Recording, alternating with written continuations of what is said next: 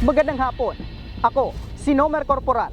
Samahan niyo ako at ating balikan ang mga naging kaganapan sa Kongreso sa nagdaang linggo. Mga panukala na tinutukan ng Kongreso at mga batas na kasagutan sa suliranin ng bawat Pilipino.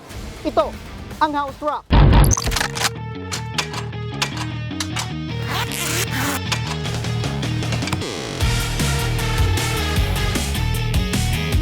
Let's go, boys.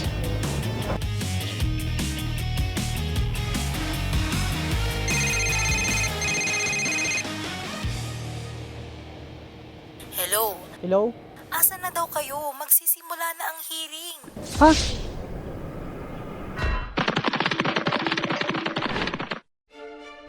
Matapos ang mahigit isang buwang break, muling nagbalik sesyon ang Kamara nitong Lunes at agad naging abala ang mga mambabatas sa pagsulong ng mga panukala na layong iangat ang kalagayan ng iba't ibang sektor sa bansa.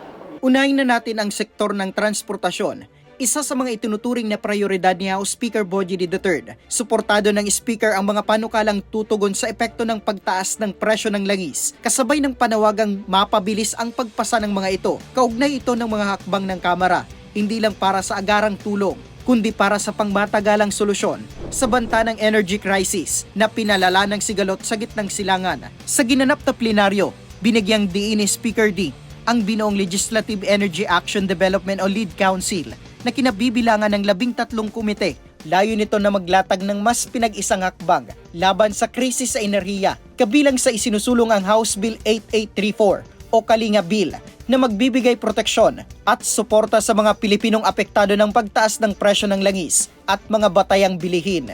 Para tugunan ang krisis sa dulot ng tensyon ng Middle East, agad nating binuo ang LEAD o Legislative Energy Action and Development Joint Committee na hindi lamang isang istruktura ng koordinasyon, kundi isang mas sistematiko at mas epektibong mga hakbang para makapagpasa ng mga batas na sasagot sa ating mga pinagdadaraanan.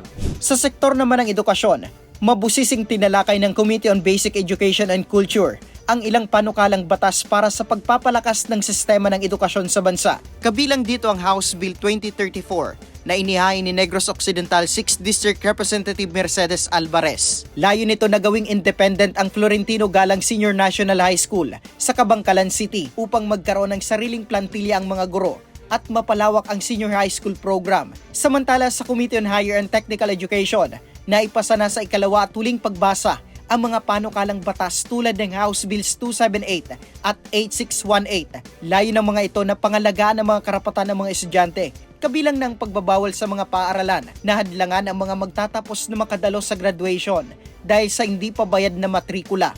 Ang mga akbang na ito ay isang patunay na patuloy ang pagtutok ng Kamara sa pag-angat sa antas ng edukasyon sa bansa.